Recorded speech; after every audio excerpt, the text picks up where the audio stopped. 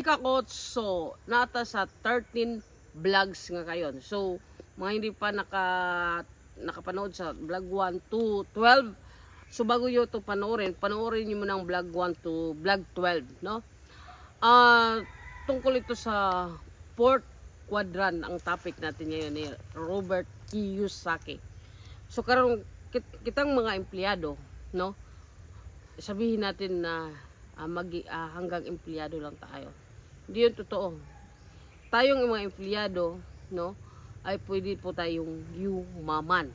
Ulitin ko, pwede po tayong maging millionaire, billionaire, o malay natin, maging trillionaire. O, di ba?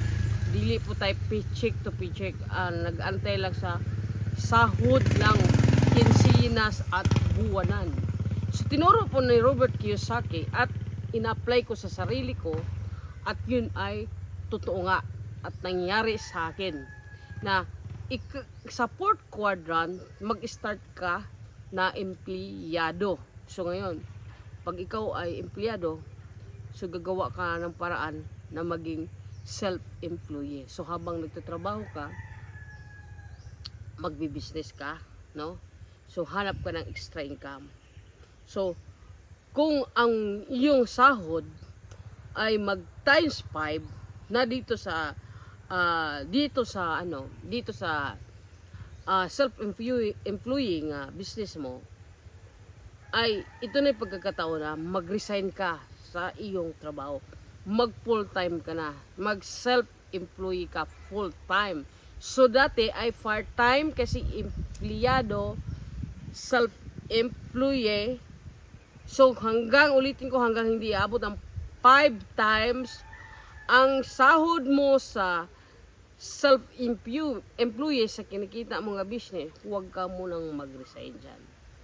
So pagkatapos mo dito, nag-resign ka na kasi nag times 5 na ang kinikita mo sa pagka self-employee, panahon na lilipat ka na sa business. Doon sa business, dito ang may leverage. Bakit? Dito ka na makabuo ng system. Kaya ang self-employee, ang meaning, ikaw ang manager, ikaw po ang tindira, ikaw tanan. Kasi ay part-time ra ni mo na o full-time ni mo na, ngawa na ka, wala kang sistema. So, adto ka sa business na pod.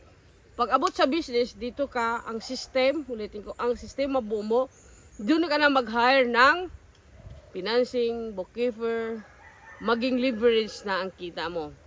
No? Business, yan yun ang right side at saka left side kasi yan. Left side at right side. So, sa business, yan yung business at investment. Business at invest. So, doon sa right side, pag business ka na, so doon na ka makabuo ng system, doon ka na maging company, na ipangalan na yung,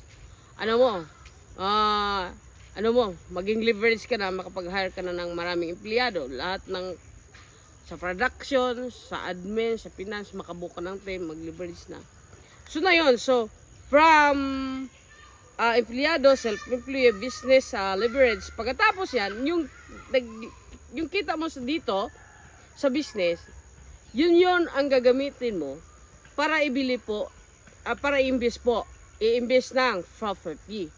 So dito na papasok ang right side, business at investment. Dito ka na po maging millionaire. Dito ka na po maging billionaire o swertihin, maging trilyones ka na dito, no? At tingnan mo yung si Elon Musk, si Robert Kiyosaki at iba pang mga entrepreneur nga kilala bilang public, no? So dito, no, sa fourth quadrant, makikita mo yung sarili kung saan ka na. So, i-recommend ko, bibili kayo ng box, no, na Rich Dad Poor Dad ni Robert Kiyosaki. Yun po yung nagbuo sa sarili ko. At dito ko nakilala kung saan ako ngayon. Pero, bago ko nakarating dito sa business investment, ay dumuan po ako sa empleyado at self-employee at naging business leverage at naging investment. Yan